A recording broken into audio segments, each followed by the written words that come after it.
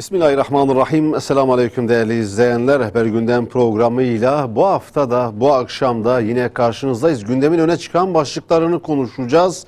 Tabii gündem sıcak, gündem yoğun. Kimin gündemi var? Kimin gündemi? Suni gündemi mi? Gerçek halkın gündemi mi? Bunu konuşacağız. Özellikle son 3 haftadaki Ukrayna-Rusya arasındaki savaş hali iş gündemde epey tartışılır oldu son zamanlarda. Ukrayna-Rusya arasındaki savaş halinin iş gündemi perdelediği, gündemin öne çıkan başlıklarını, özellikle de ekonomiye dair, ekonomik sorunlara dair başlıkları perdelediğine dair eleştiriler var. Bu konuyu konuşacağız.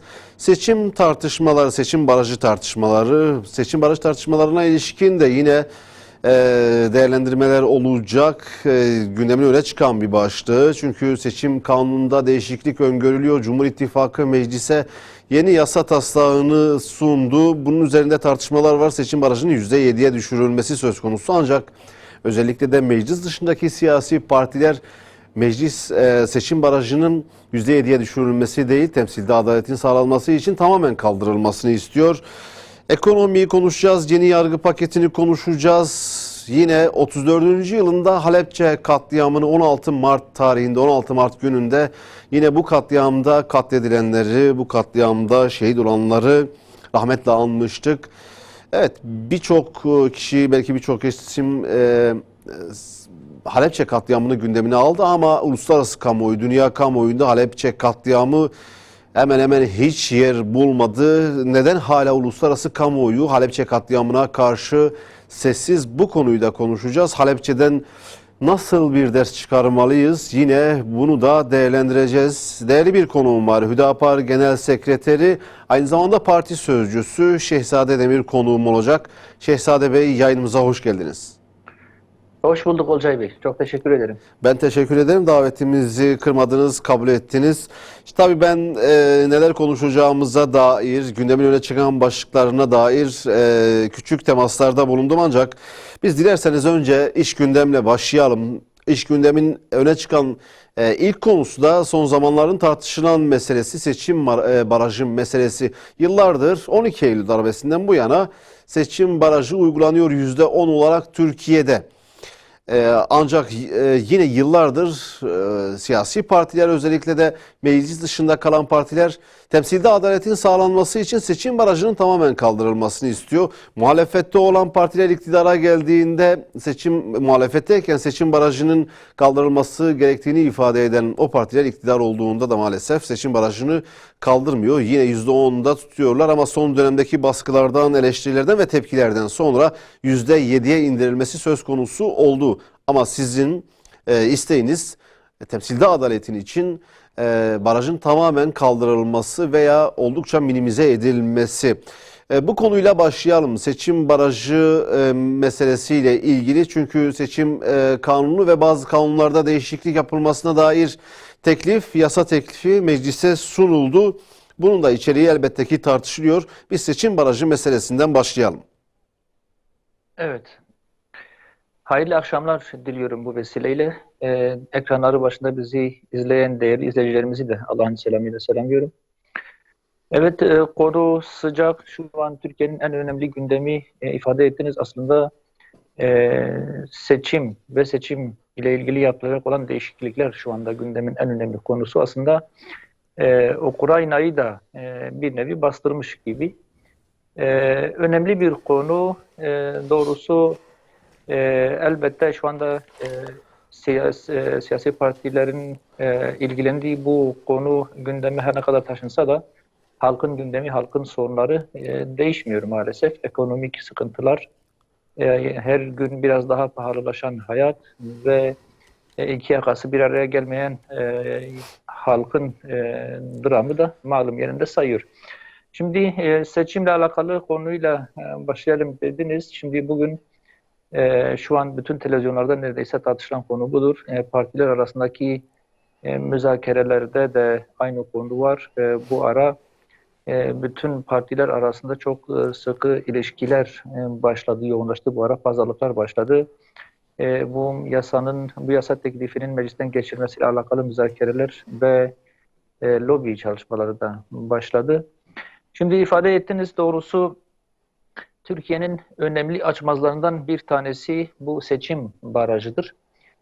Sorunların çözülmemesinin de bir sebebi odur. Çünkü siyasette özellikle 80 darbesinden bir yana aslında Cumhuriyet'le beraber var olan bir sorun ama 80 darbesiyle birlikte biraz daha yoğun olarak siyaseti mahkum eden bir duruma dönüştü bu seçim barajı.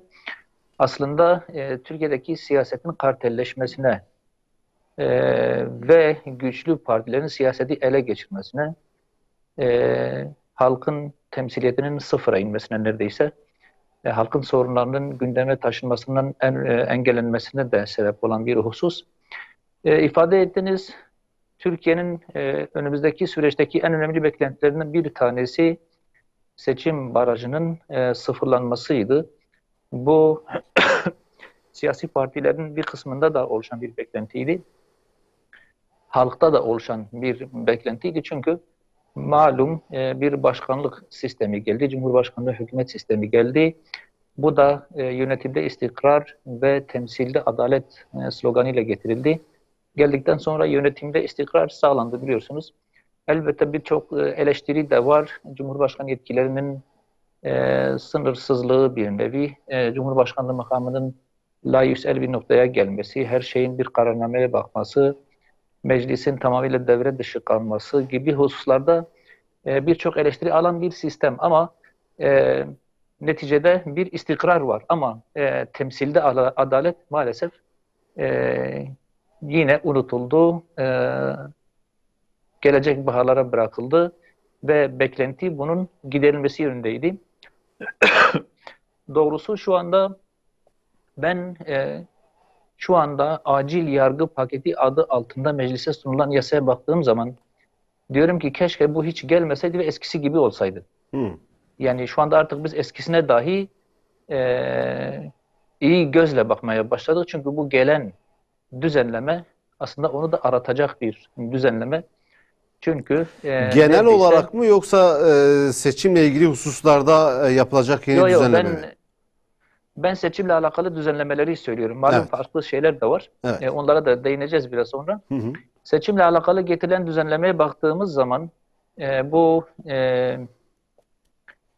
ittifakların içerisindeki düzenleme partilerin dengeleriyle alakalı düzenleme ve seçim barajına yeni getiren düzenlemeye baktığımız zaman aslında Türkiye'nin sadece iki partili bir sisteme sürüklendiğini görüyoruz. Çünkü yine sadece güçlü partiler oyları toplayacak ya da vekilleri alıp götürecek. Küçük partiler neredeyse bitme noktasına gelecek.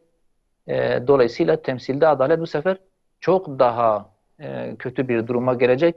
Çok ciddi bir adaletsizlik, çok ciddi bir haksızlık, çok ciddi bir dengesizlik gelecek siyaset mekanizmasına. Çünkü malum herkes seçim barajının sıfıra inmesini bekliyordu ya da işte %1, %2 gibi bir seviyeye gelmesini bekliyordu.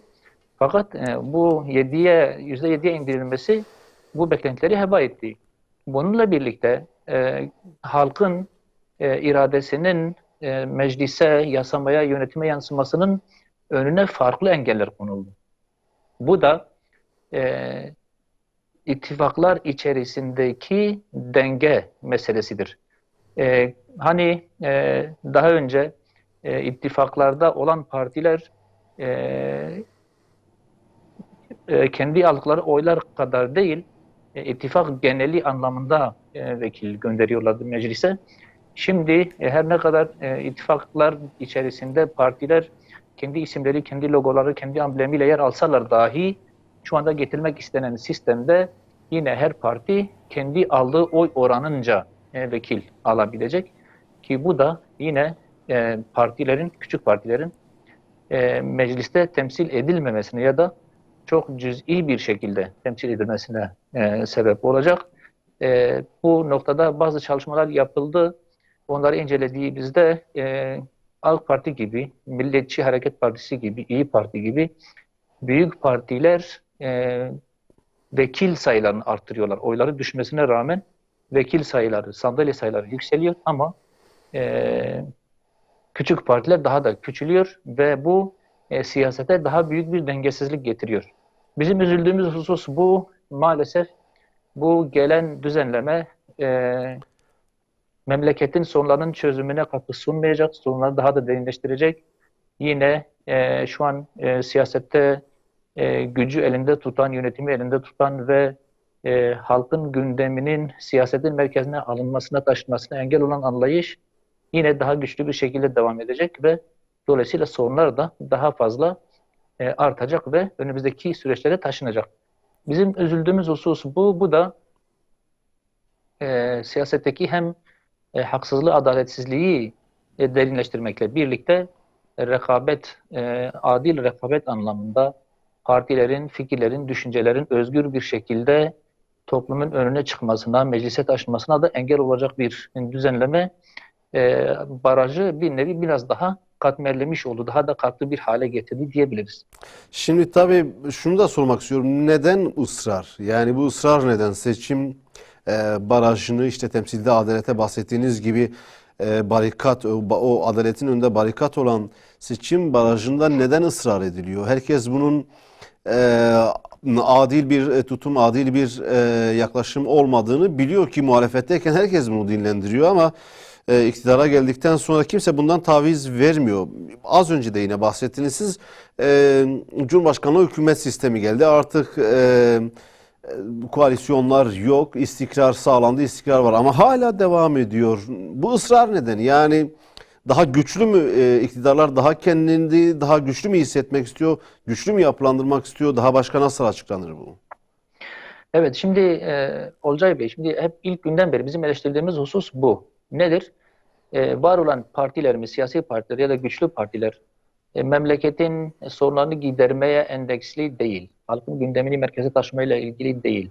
Memleketi kökleşmiş, büyük, derin sorunları çözüp daha güzel günlere taşımanın dışında bir nevi siyaseti nasıl ele geçirebilirim, nasıl daha güçlü bir noktaya gelebilirim, kendi iktidarımı ne kadar daha uzun yıllara taşıyabilirim gibi bir anlayışla siyasete bakılıyor. Siyasetteki mühendislikler buna göre yapılıyor.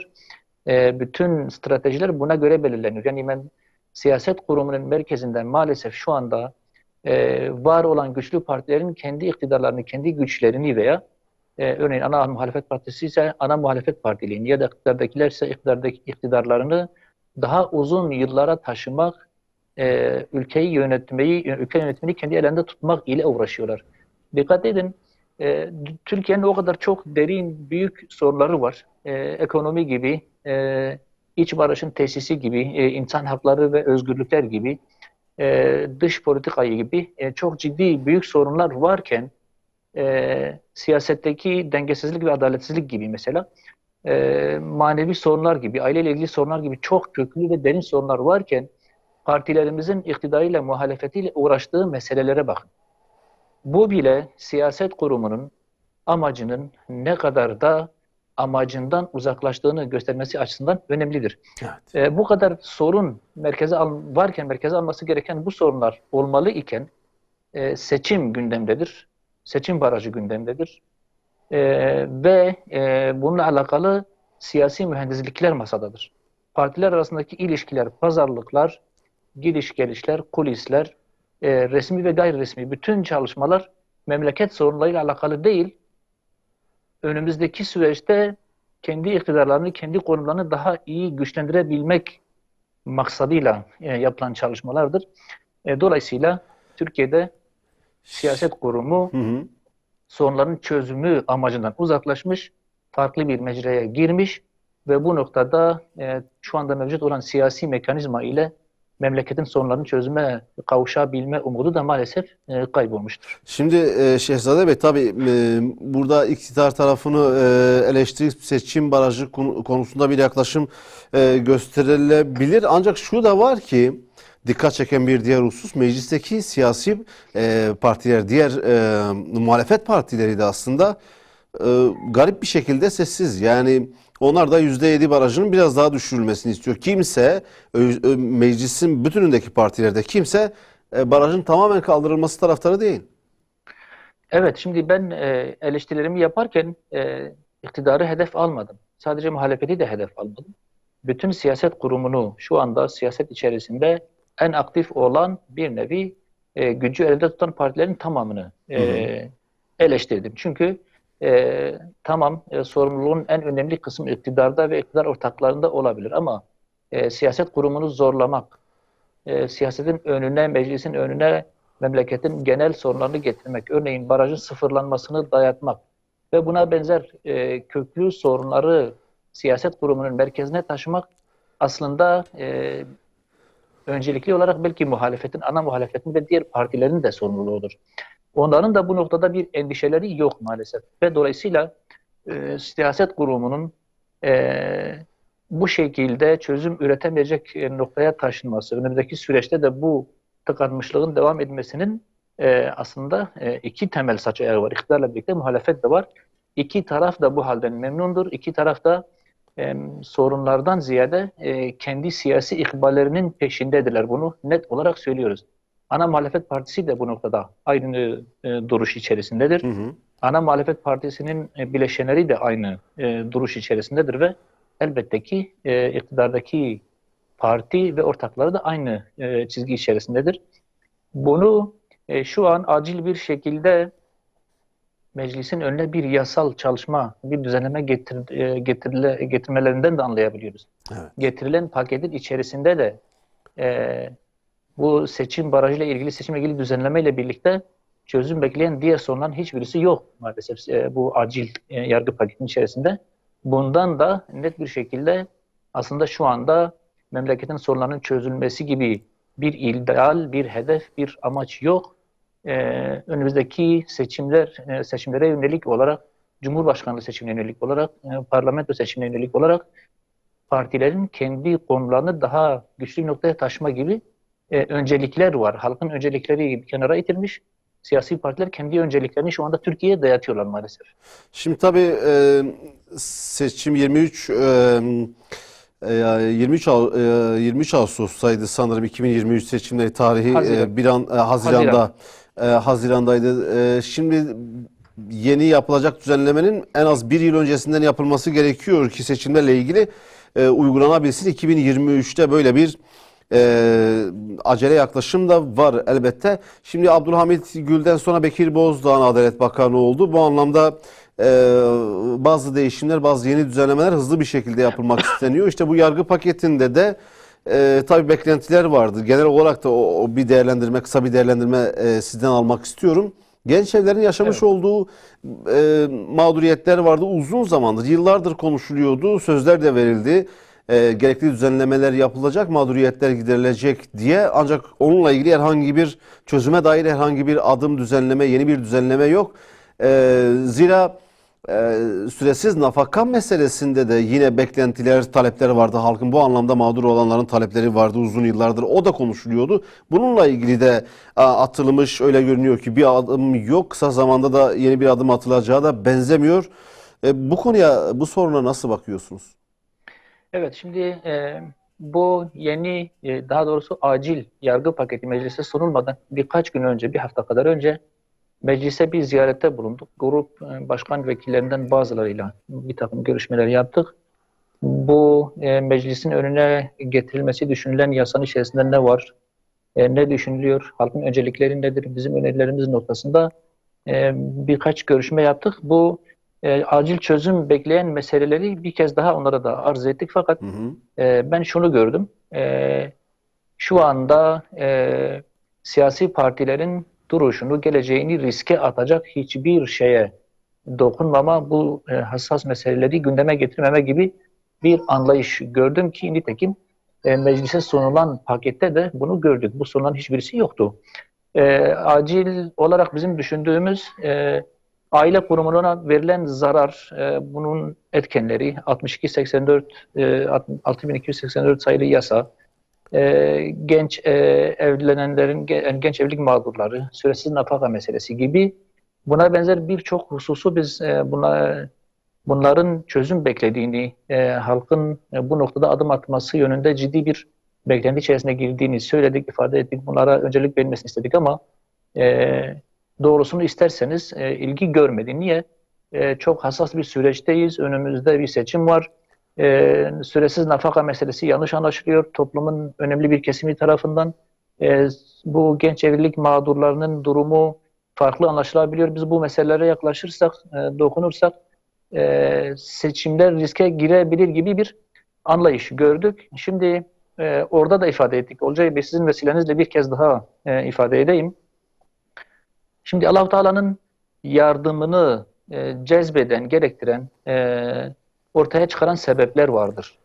Bu noktalarda adım atıldığı zaman, mağduriyetler giderildiği zaman dua alınır, haksızlıkların önüne geçilir, münkerlerin önüne geçilir, zulüm ve haksızlıklar ortadan kaldırılır. Bu halkın takdiri ile birlikte Allah-u Teala'nın yardımının da aslında e, doğuran, getiren sebeplerdir. Bir de Allah-u Teala'nın şefkat tokadını doğuran bazı şeyler vardır. Bu genç yaşta evlenenlerin mağduriyeti de böyle bir durumdur. Bunu net bir şekilde orada da ortaya koyduk. Burada da bir kez daha ifade edeyim. Helaliyle evlenmiş, bu evliliğini düğün ile ilan etmiş, resmi nikah yapmış, üzerinden yıllar geçmiş, 3, 4, 5 çocuk sahibi olmuş ailelerin 5 yıl, 10 yıl, 15 yıl sonra siz erken yaşta evlenmişsiniz e, diye bir ithamla, suistimalci bir ithamla, farklı farklı bir suçlama ile çok böyle bizim geleneklerimize, inancımıza, törelerimize, ahlakımıza uymayan bir itham ve suçlamayla bunların alınıp ailelerden koparılıp cezaevine atılması çok ciddi bir zulüm, haksızlık ve ağır bir suçlamadır. Özellikle istismarcı yaftasıyla bunların cezaevine atılırken dahi normal koğuşlara değil, istismarcı, zinakar insanların yanına, onların koğuşlarına atılması gibi bir durum var. Bu durum Allah-u Teala'nın gayretine dokunan, hepimizin ahlakının anlayışını kaldıramayacağı bir durumdur ve şu anda bununla alakalı belki binlerce insan var. 4000 aile var bununla alakalı şu anda mağduriyet yaşayan. Bu konuda adım atılmasının ikbal hesabına düşmeden, siyasi emellerin hesabına düşmeden, bu tür basit şeyleri, bu tür basit şeylere takılmadan mutlak surette adım atması gerektiği hassasiyetimizi biz orada da ifade ettik. Defalarca sizin bahsettiğinizde de, sizin vesilenizle de ifade ettik ama Hı hı.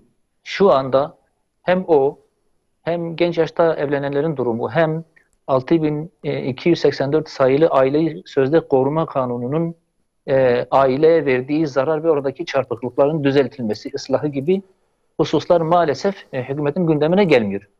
Ve bu ben inanıyorum ki memlekete de çok ağır zararlar, daha büyük zararlar verecek önümüzdeki süreçte aileye, insanımıza, genel değerlerimize, genel ahlaka çok ağır zararlar vermeye devam edecek.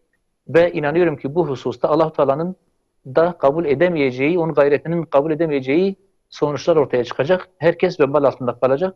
Bu vesileyle bir kez daha biz uyarımızı sizin vasıtanızla yapalım. Peki. Bu acil eylem, acil yargı paketi içerisinde Hı hı. bu tür düzenlemelerin mutlaka yer alması gerekiyordu ama maalesef siyasi ikbal hesapları, gelecek endişesi bunları öteledi. Maalesef bunların önüne geçti. Hı hı. Peki o zaman devam edelim. Kimin gündemi başlığıyla devam edelim. Çünkü malumunuz son 2-3 haftadır özellikle tabii bütün dünya kamuoyunu ilgilendiren, yakından ilgilendiren bir sorun var. Ukrayna-Rusya arasındaki savaş hali, Rusya'nın Ukrayna'ya veya işgal girişimi, bütün dünya bunu konuşuyor ama e, savaşın bir tarafıymışız gibi Türkiye'nin de ana gündem maddesi neredeyse bu oldu. Muhalefetin de elbette ki bir gündemi var. İşte 6 partinin bir araya gelmesi, güçlendirilmiş parlamenter sistem tartışmaları vesaire. Onlar da o konuya odaklanmış durumda. Halkın gündemi ise apayrı, çok daha farklı. Ekonomi, çünkü büyük ekonomik problemler yaşanıyor. Mutfağın ateşi bir türlü söndürülmüyor. Birçok televizyon kanalına, özellikle ana akım diye nitelendirilebilecek kanallara baktığınızda da neredeyse 7/24 Ukrayna yayınları yapılıyor. Halkın gündemi görülmüyor. Yani suni gündem, halkın gündemi, gerçek gündem. Ara ara Türkiye'de bu oluyor. Bu durumu nasıl değerlendiriyorsunuz? Evet. Şimdi bütün bu gündemler, hükümetin çaresizliği, var olan sorunlara çözüm üretememesi ve bu konularda ki politikalarının tıkanmışlığının, iflasının bize göre bir sonucu. Bunları örtbas etmeye, halkın gözünden kaçırmaya çalışıyorlar.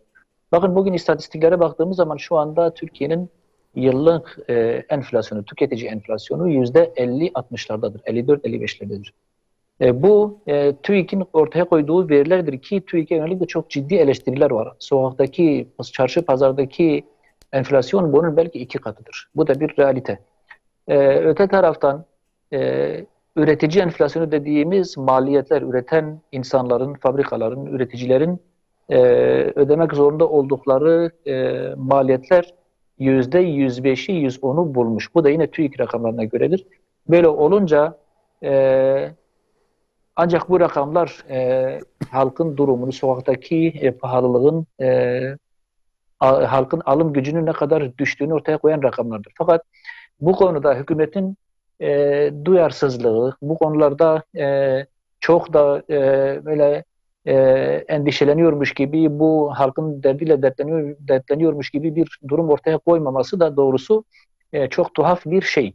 Şu anda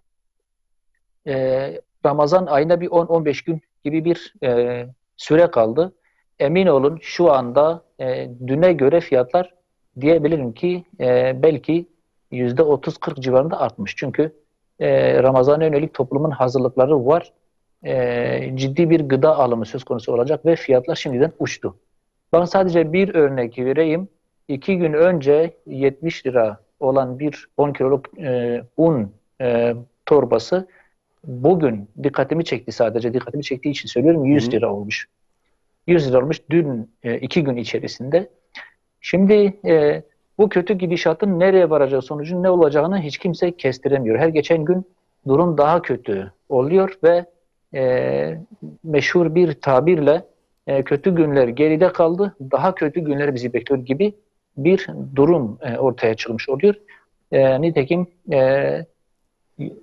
bu asgari ücretin iyi bir rakamla yükseltilmesi maalesef tamamıyla bitti, erittiler onu da.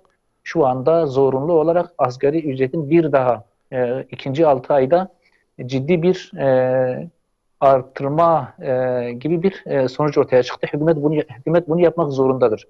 Çünkü o 4.250 lira para da eridi. Artık bir şey yetmiyor. Toplumun açlık sınırını dahi ifade edemiyor. Bu nedenle şu anda hükümetin aslında yoğunlaşması gereken şey siyasi emeller, siyasi ikballer değil, sokaktaki pahalılığı, halkın durumunu, halkın sorunlarını görmek, üzerinde durmak, daha ciddi politikalar geliştirip bu fiyat istikrarını sağlamaya yönelik adımlar atması gerekiyor. Ama hükümet bu noktada çok ciddi bir rahatlık içerisindedir. Şunu net olarak ifade edeyim, bazı uzmanlarla da görüştük Olcay Bey. Tarım ve gıda sektörüyle alakalı. Aslında Türkiye'de şu anda bir gıda krizi yok. Hangi kalemden söz ederseniz edin, aslında Türkiye bu noktada kötü bir durumda değil. Hı hı. Yani temel gıdasının önemli bir kısmını üretebilecek bir noktadadır aslında. Ama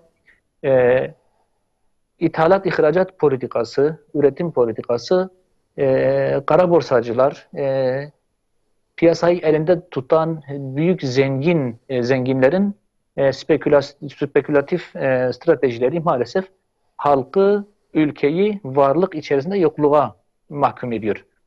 Şu anda hükümet piyasaya hakim değil, geliştirilen politikalar da süreci kontrol etmeye yetmiyor ve bu enflasyon, sokak enflasyonu daha kötüye doğru gidiyor. Şimdi defalarca bu konuları gündem ettik, anlattık, konuştuk, kendi önerilerimizi söyledik. Türkiye'nin ihtiyaç duyduğu ekonomi politikalarına işaret ettik. Üretime yoğunlaşılması gerekiyor, yüksek maliyetlerin düşürülmesi gerekiyor. Üreticinin elini rahatlatılarak ürünlerin ucuza mal edilmesi gerekiyor ve bunun önemli sebeplerden bir tanesi de malum yüksek elektrik fiyatları, yüksek akaryakıt fiyatları ve yüksek vergiler. Bu noktalarda hükümet zaman zaman bazı paketler, bazı düzenlemeler yapmaya çalışıyor ama bunlar belki toplumun, halkın gözünü boyamaktan başka bir işe yaramıyor. Hı hı. Bununla birlikte ithalat, ihracat anlamında da çok yanlış bir politika şu anda sürdürülüyor. Cari açığı kapatmak anlamında ithal edilen ürünler ile ihraç edilen ürünler noktasında bir dengesizlik var. Türkiye'nin yani aslında buğday noktasında dışarıya çok ciddi bir bağımlılığı yok. Türkiye hepsi olmasa da önemli bir oranda buğdayını üretebiliyor ama bunu un, makarna veya da bisküvi gibi birçok ürün üzerinden ihraç etme durumu Türkiye'yi iç piyasayı çok ciddi bir mağduriyete mahkum ediyor ve fiyatların katlanmasına sebep oluyor. Oysa temel anlamda ülke içerisinde benim halkımın ihtiyacı varken ben dışarıya niye satayım? Bunu engelleyeceğim gibi bir anlayışla hareket edilebilseydi Türkiye belki bu sorunların çoğunu yaşamazdı. Örneğin dışarıya mal satıldığı zaman dolarla satılıyor ya da işte euro ile satılıyor ve bu Türkiye parasına göre çok değerlidir. Türkiye'de unun kilosunu iç piyasaya verdiği zaman 8 lira 10 liraya verirken dışarıya 1-2 dolara verdiği zaman ihracatçı bundan çok daha fazla kazanıyor ve bu nedenle bu hususlarda devlet de devletin de hesabına geliyor tabii cari açığın kapatılması anlamında gerekli tedbirleri almıyor. Türkiye'de ihtiyaç olduğu halde üretilen malların dışarıya satılmasını engelleme anlamında çok ciddi bir politika izlenmiyor. Bu tür sıkıntılar maalesef ülkeyi pahalılığa, yokluğa mahkum ediyor. Şimdi tabii Öte KDV, taraftan, pardon Şehzade Bey ben araya girdim ama şimdi KDV indirimi evet, yapıldı. Özellikle de gıdada %8'den %1'e çekildi KDV. Ancak enflasyon hala büyüyor. TÜİK'in verilerine yansımasa, resmi verilere yansımasa da özellikle son bu bir yıl içerisinde işsizlikte de artış var. Çünkü sahadan gelen veriler de bunu gösteriyor. Bağımsız kuruluşlardan gelen vergiler de bunu gösteriyor. Az önce akaryakıt fiyatından bahsettiniz. Petroldeki Brent petrolün varil fiyatı 140 dolara dayanmıştı. Özellikle Ukrayna-Rusya savaşı sürdüğü sırada ama düştü. Gelen olumlu açıklamalar, ılımlı açıklamalar sonrası düştü. İyi de düştü. Hemen her gün aşırı gelen akaryakıta yönelik gelen zamlar bu düşüşle aynı hızla geri çekilmedi. Şimdi taşımacılık sektörü de büyük problem yaşıyor. Bazı illerde kontaklar kapatıldı zaten. Sizin de geçmiş günlerde yapmış olduğunuz genel merkezin yapmış olduğu açıklamalar vardı. KDV indirimiyle ilgili enerjide de KDV indiriminin yapılması gerektiğine dikkat çekmiştiniz. Sektör de bu anlamda sorun yaşıyor. Biraz da bu konuya değinmenizi istiyorum. evet şimdi görüldüğü kadarıyla Olcay Bey, hükümet bütçesindeki açıkları, boşlukları ya da işte dışarıya dış borca verilen büyük büyük faiz rakamlarını akaryakıt üzerinden, vergiler üzerinden, KDV üzerinden bizim cebimizden çıkarma gibi bir strateji benimsemiş. Ve bu kalemlerin en önemlilerinden bir tanesi de malum akaryakıttır. Dışarıdaki petrol her 1 dolar yükseldiğinde bunu iç piyasada pompalara belki 1 lira olarak yansıtıyorlardı. İfade ettiğiniz bazen günde günlük zamlar geldi. Günlük zamlar geldi. Bu son 2-3 aydan beri rutin hale dönüştü. Bir gün zam gelmediği zaman hepimiz şaşırıyoruz. Evet. Ama petrol 140 dolardan işte 95 dolara kadar düştüğü halde, %30, %40 oranında düştüğü halde 1 lira, 2 lira, 3 lira düşürüldü. 10 lira, 11 lira olan benzin 23 liraya çıktı ama bu kadar ciddi bir düşüş yaşandığı halde halen 18,5-19 civarındadır. Yani bu noktada çok ciddi bir boğulaklık var. Devlet bu hususta, hükümetin politikası bu hususta şeffaf değil, denetlenemiyor, halk bunu göremiyor ve onların inisiyatifine kalmış bir durum söz konusudur. Bu da elbette tüketiciyi, halkı mağdur ediyor, çok ciddi anlamda mağdur ediyor. Bu konuda biz yani Özellikle bu sektörlerin hususta beklentileri var akaryakıtta vergi indirimi olması için. şimdi o çok ciddi bir talep. Biz de bunu Hı hı. ifade ettik. Gıdada %1'e düşürülen verginin benzeri bir uygulamanın akaryakıta da uygulanması gibi bir talebimiz var. Halkın da toplumun da talebi var. Özellikle üretici piyasasının da bu noktada çok ciddi bir talebi var. Çünkü artık ulaşım, nakliye ve benzeri durumlar en önemli girdiği, en önemli pahalılık nedenleri arasına girmiş. Şimdi aslında o vergi meselesi de yani düşürülse yine bir şey denetlenemeyen, şeffaf olmayan bir uygulama devam ederse bu uygulama Evet. o da çok fazla para etmez. Bu akaryakıt fiyatlarının yükselmesiyle düşürülmesi, fiyatın düzenleyen kurum, Enerji Piyasası Denetleme Kurumu'nun biraz daha şeffaf olması lazım. Biraz daha yaptıklarının net bir şekilde görülebilmesi ve muğlaklıklardan arındırılması lazım. Fiyat indirme ile yükseltme kıstaslarının net bir şekilde görülmesi, belirlenmesi lazım ki hiç kimsenin inisiyatifine, hiç kimsenin kişisel inisiyatifine kalmasın, halkın mağduriyeti bu kurumun inisiyatifine bırakılmasın. Eğer böyle bir düzenleme getirilmezse maalesef bu tür suistimaller devam edecek, artacak. Şimdi şu anda bu kadar ham petrolün fiyatı düştüğü halde pompa fiyatlarının, benzin, diğer akaryakıt fiyatlarının düşmemesi ve bunun nedeninin görülmemesi de bundan kaynaklanıyor. Evet. Bu konuda hükümetin politikası netleşmelidir, şeffaflaşmalıdır. Halk da bunu görebilmeli ya da ilgili çevreler, ilgili kesimler, taraflar bu konuda inisiyatif sahibi olmalı ve sürece müdahil olabilmelidirler. Şimdi tabii zamlar gelince halk da zamlara karşı, özellikle akaryakıta yönelik zamlara karşı tepki gösterince efendim zamları biz yapmıyoruz. Uluslararası küresel çapta piyasalarda petrol fiyatı artınca otomatikmen iç piyasaya da bu yansıyor deniyor. Zamların arkasına böyle geçiyor. Bu bir sutre ediniliyor. Ancak petrol düştüğü gibi buna paralel olarak bu yapılan zamlar da geri çekilmiyor. Bu daha uzun süre tartışılacak, tıpkı gıdada olduğu gibi. Tabii ben şunu da belirtmek istiyorum. Önemli bir konu. Gıdada kendi kendine yeterlilik meselesi. Son olarak Ukrayna-Rusya arasındaki savaş hali, bu iki ülkenin de tarım ülkesi olması ve bizim bu iki ülkeden de beslenmemiz, yaşanan gıda sorunu, gıda krizi tabii biraz daha gündemi meşgul eder hale geldi. Birleşmiş Milletler'in yapmış olduğu yine bugün bir açıklama vardı. Gıda krizi kapıda diye, bu savaşın sürmesi halinde. O zaman biz şunu görüyoruz. Gıda önemli, gıda önemliyse tarım da önemli. Hüdapar olarak sizin tarım sektörünün geliştirilmesi için, bunun daha güçlü kılınması için ülke ekonomisi adına ve gıdada kendine yeterlilik adına ne gibi teşvikler sağlanmalı? Hüdapar olarak sizler neler öneriyorsunuz? Evet, şimdi bu konuda bizim önerilerimiz açık, net ve aslında uygulanabilen öneriler. Hı hı. Memleketin ihtiyaç duyduğu hususlar. Biz ekilmedik bir karış toprağın dahi bırakılmaması gerektiğini düşünüyoruz. Ama şimdi bu yüksek akaryakıt fiyatlarıyla, bu yüksek gübre fiyatlarıyla, yüksek elektrik fiyatlarıyla ve yüksek tohum, ilaç fiyatlarıyla çiftçi şu anda tarım yapamayacak duruma gelmiş. Bu gidişle, bu politikayla, bu anlayışla çiftçimizin, köylümüzün tarım yapması, üretim yapması çok zorlaşmış durumdadır. İstatistiklere bakın, artık insanlar, çiftçiler, köylüler tarım yapmayı bıraktı.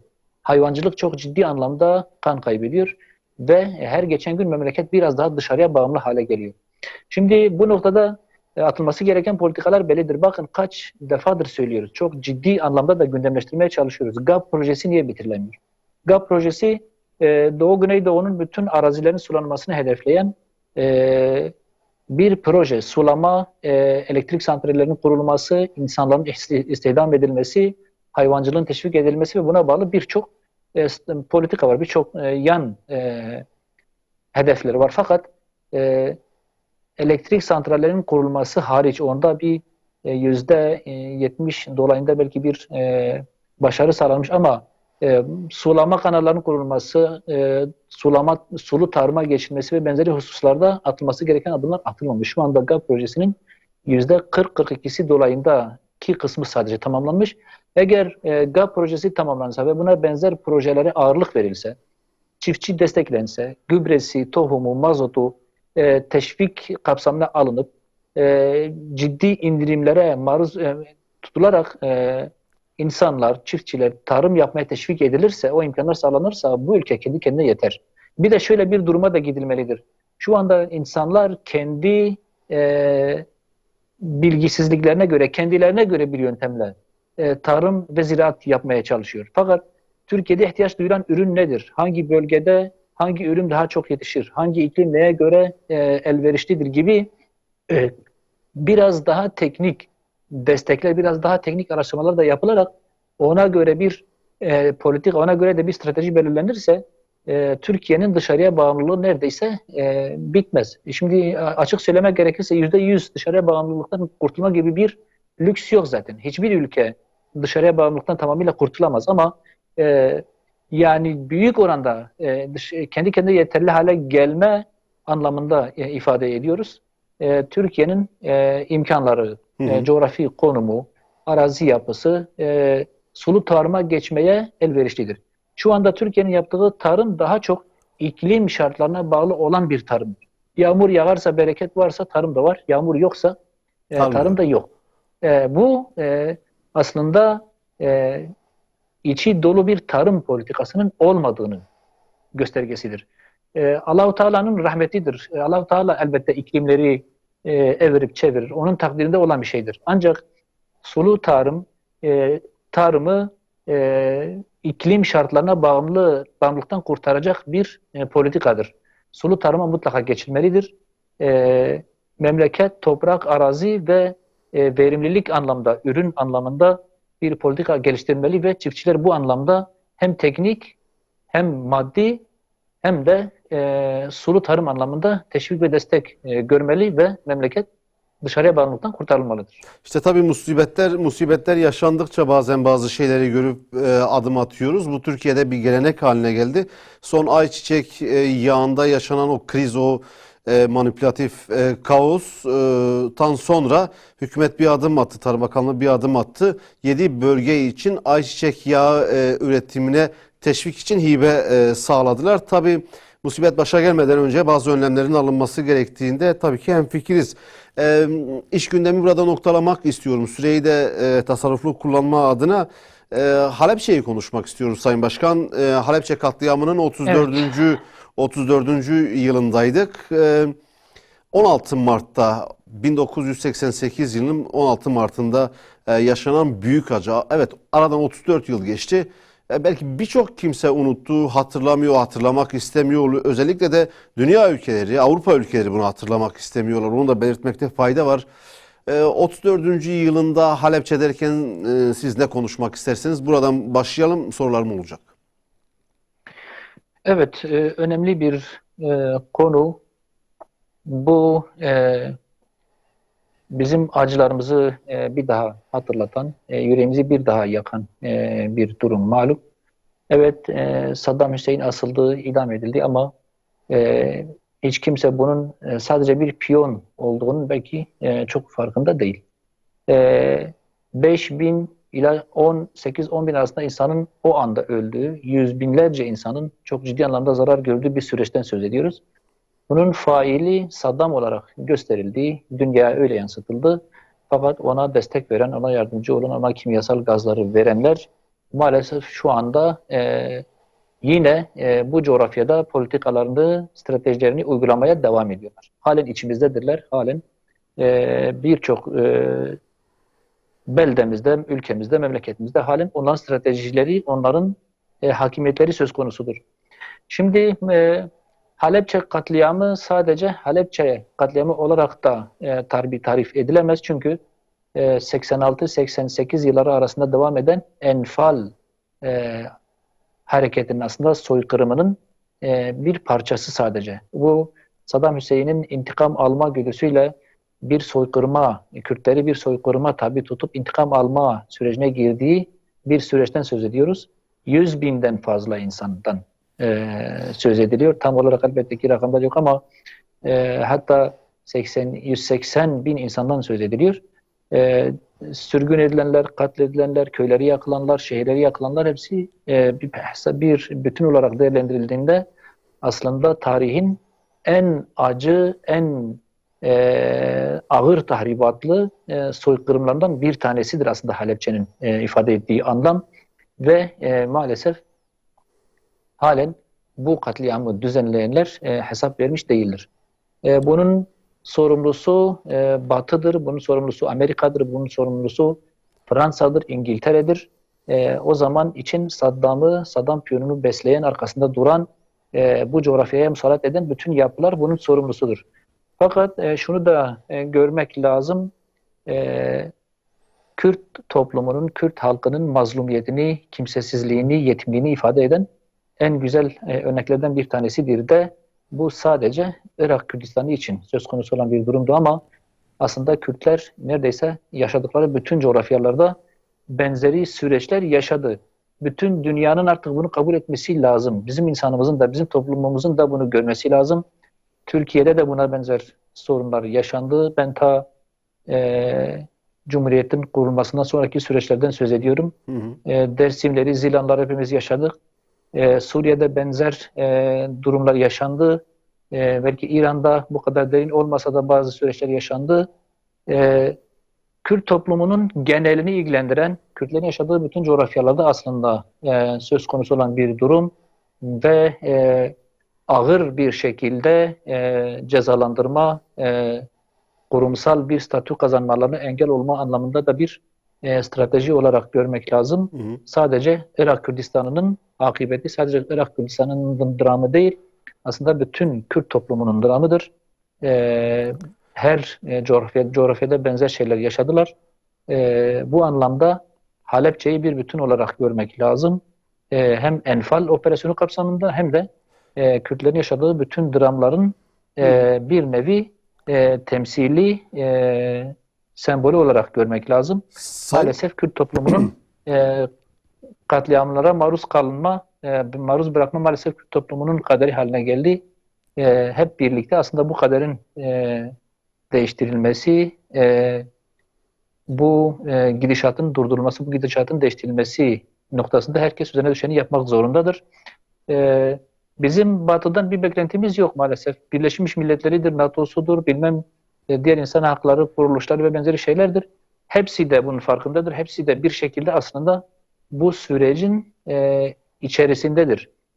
Bunu da net olarak görmek lazım. Batı hiçbir zaman Kürtlere yar olmamıştır. Hiçbir zaman Batı aslında hiçbir yerde insanlığa çözüm, derman olmamıştır. Şu anda halen içimizde Batı'dan medet uman zihniyetler, anlayışlar var. Bizim en fazla üzüldüğümüz husus da budur. Halepçe katliamının katili, faili kimyasal Ali değil, Saddam değil. Aslında Batı'dır, Amerika'dır, Fransa'dır, İngiltere'dir, İtalya'dır örneğin. Şimdi ben Fakat Şehzade Bey biz bir halen onlardan medet umuyoruz. Halen onları kurtarıcı olarak görüyoruz. Bizim üzüldüğümüz husus bu. Şimdi ben orada denmek istiyorum da şimdi biz 16 Mart günü Halepçe'de anma programı vardı. O mazlumların kabirleri başında bir etkinlik, bir program düzenlendi, bir merasim yapıldı, anıldı mazlumlar, Halepçe mazlumları tekrar. Halepçe valisini yayına almıştık. Önemli bir şey söyledi o süreci değerlendirirken. Bu katliamın arkasındaki güçlere dikkat çekti elbette ki. Biz Avrupa ülkelerinden şimdiye kadar yani bir beklentimiz vardı. Beklenti şuydu. En azından bir özür dilemeleri. Saddam'a vermiş oldukları bu kimyasal silahlardan dolayı. Ancak o özür dahi yıllardır henüz gelmedi diye bir ifade kullandı. Bu özür gelmeyecek Olcay Bey. Hı hı. Bu özür gelmeyecek. E, Şimdi Kürtlerin öte taraftan şu da var. Öte taraftan şu da var. Tabii ironik olarak bunu ifade etmek istiyorum. Avrupalılar Kürtlerin en büyük dostu. işte benim ifade etmeye çalıştığım husus bu. Hı hı. Şu anda Kürtlerin makûs kaderi, parçalanmışlık, her yerde, her coğrafyada yaşadıkları, maruz kaldıkları katliamlar, soykırımlar Batı'nın eseridir. Batı zihniyetinin sonucudur. Niye? Batı, Amerika ve diğer ortakları Orta Doğu'yu, İslam coğrafyalarını, İslam ülkelerini, İslam beldelerini kendi güdümlerinde, kendi kontrolünde tutmak istiyorlar. Sınırları sorumlu bırakmak istiyorlar. Toplumları e, diktatörler arasında bölüştürüp bunları devamlı sorumlu, kargaşalı, istikrarsızlığa mahkum etme gibi bir stratejiyle bu şekilde tutmaya çalışıyorlar. Bu şekilde tutuyorlar. Nitekim sınırların suniliği, sınırların cetvelle çizilmesi, toplumların, şehirlerin ikiye bölünmesi, bir elmanın ortadan bölünmesi misali bu şekilde bir karmaşık ve sorunların istikrarsızlığın mahkumu şekilde bırakılması Bu Batı'nın bir stratejisidir. İslam coğrafyalarını kontrol etme, tahakküm etme, yönlendirebilme, kendi stratejilerini uygulamanın bir sonucu olarak bunu yapıyorlar. Nitekim başarılı da oluyorlar. Bu istikrarsızlığı devamlı sürdürmek, devamlı hale getirmek ve bu şekilde bu coğrafyalara hükmetmek istiyorlar. Bu Avrupa zihniyetinin, Batı zihniyetinin bir sonucudur. Hı hı. Bunu bütün Kürtlerin görmesi gerekir, bu dersi almaları gerekir. Fakat bu katliamdan sonra, bu kadar cinayetten, bu kadar zulüm, haksızlık ve trajediden sonra halen bundan ders çıkarılmaması, halen bu anlayışın görülmemesi, bu politikanın görülmemesi bizi üzen en önemli husustur diyebilirim. Peki çok çok teşekkür ediyoruz Şehzade Bey. Programın da sonuna geldik. Benim aslında son sorum da o olacaktı. Halepçe katliamı üzerinden en fazla, en büyük dersi çıkarması gereken kim veya kimler diye siz özellikle Kürt halkının emperyalistlerle, sömürgeci güçlerle, batılı Avrupalı ülkelerle diyaloğunda çok daha ilişkilerinde çok daha dikkatli olması, davranması gerektiğini de belirttiniz. Bu konuda söylemek istediğiniz son bir iki cümle varsa onu da alıp kapatabiliriz. Evet, Allah-u Teala ne Kürt toplumuna ne başka hiçbir Müslüman topluma bu tür acıları, bu tür trajedileri yaşatmasın. E, e, Kürtlerin en fazla ihtiyaç duyduğu husus birlikteliktir, kardeşliktir, ihtilafların bitmesidir. Batı'nın elinin aramızdan çıkarılmasıdır. Ben görebildiğim kadarıyla inşallah o günleri görmeyi Allah Teala bize nasip eder diye Peki. temennide bulunuyorum. Biz de bu temennilerinize katılıyoruz. Teşekkür ediyoruz. Çok çok önemli değerlendirmelerde bulundunuz. Davetimizi kabul ettiniz, vakit ayırdınız, yayına katkınız oldu. Bir kez daha teşekkürlerimizi sunuyoruz sizlere. Ben teşekkür ediyorum. Hayırlara vesile olsun inşallah. Sağ olun. Değerli izleyenler, bu akşam Rehber Gündem'de Hüdapar Genel Sekreteri ve aynı zamanda parti sözcüsü olan Şehzade Demir konuğumuzdu. Hem iş gündemin öne çıkan konularını konuştuk, hem de 16. yılında kimsenin hatırlamak istemediği ama özellikle bizim hatırlatmak istediğimiz Halepçe katliamını, ona dair aradan geçen 34 yıla dair gelişmeleri, o günkü süreci konuştuk. Kendisiyle önemli değerlendirmelerde bulundu. Bu akşam da, bu haftada Rehber Gündemi noktalıyoruz. Önümüzdeki hafta Cuma akşamı yine saatlerimiz 21'i gösterdiğinde Rehber Gündem'de farklı bir konuk ve konu başlıklarıyla karşınızda olmak umuduyla. Allah'a emanet olun.